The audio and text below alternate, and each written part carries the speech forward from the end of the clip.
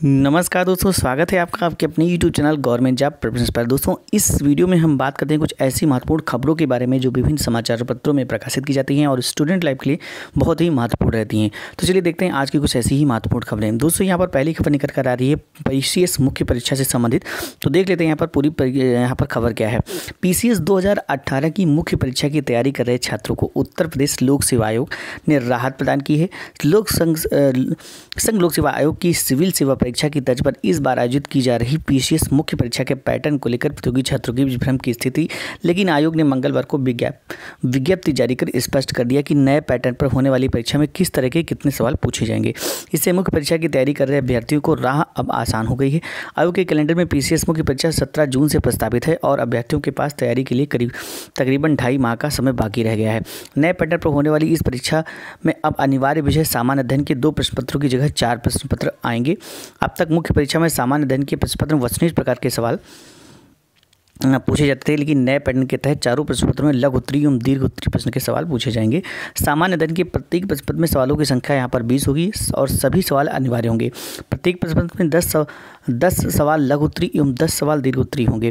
लघु उत्तरीय प्रश्नों के उत्तरों की संख्या सीमा 125 और दीर्घ उत्तरीय प्रश्नों के उत्तरों की संख्या सीमा 200 होगी।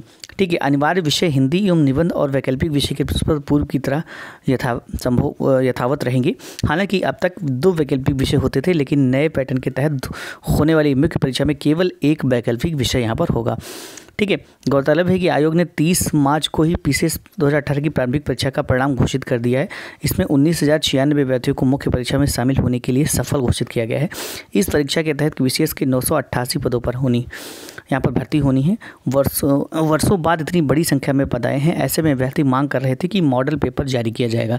आयोग ने मॉडल पेपर तो जारी नहीं किया, लेकिन नए पैटर्न को स्पष्ट कर दिया, जिससे मुख्य परीक्षा में शामिल होने जा रहे अभ्यर्थियों को काफ़ी यहाँ पर राहत मिलेगी।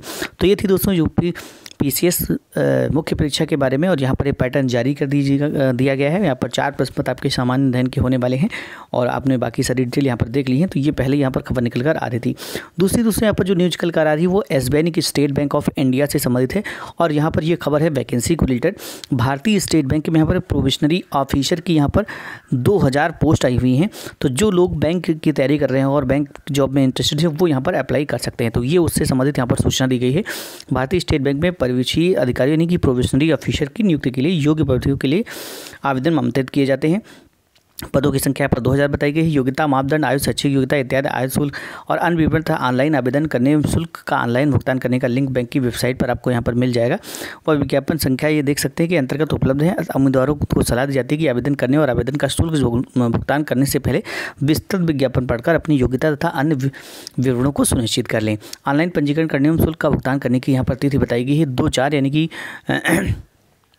2 अप्रैल 2019 से लेकर 22 अप्रैल 2019 तक यहाँ पर आवेदन आप कर सकते हैं।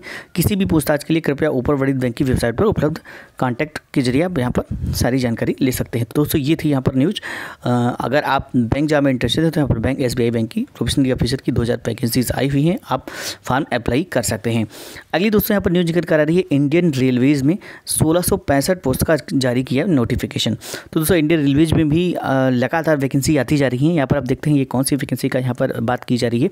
तो देख सकते हैं रेलवे रिक्रूटमेंट बोर्ड यानी कि RRB में मिनिस्ट्रियल व आइसोलेटेड कैटेगरी के तहत अलग अलग जोन्स और प्रोडक्शन यूनिट्स के लिए टीचिंग और नॉन टीचिंग पोस्ट का नोटिफिकेशन यहाँ पर जारी किया है। नोटिफिकेशन में 1665 पोस्ट के लिए जारी किया गया है। अगर आप एलिजिबिलिटी क्राइटेरिया में आते हैं और इंडियन रेलवेज में करियर बनाने में इंटरेस्टेड हैं तो इन पोस्ट के लिए ऑनलाइन अप्लाई कर सकते हैं। यहाँ पर टोटल पोस्ट बताई गई हैं। जनरल, OBC, SC, ST के लिए कितनी पोस्ट्स हैं, ये सारी डिटेल आप यहाँ पर देख सकते हैं। तो ये थी दोस्तों आज की कुछ महत्वपूर्ण खबरें। इसी तरह की खबरें पाने के लिए आप हमारे चैनल को सब्सक्राइब कर सकते हैं। मिलते हैं नए अपडेट्स के साथ, तब तक के लिए थैंक्स फॉर वॉचिंग।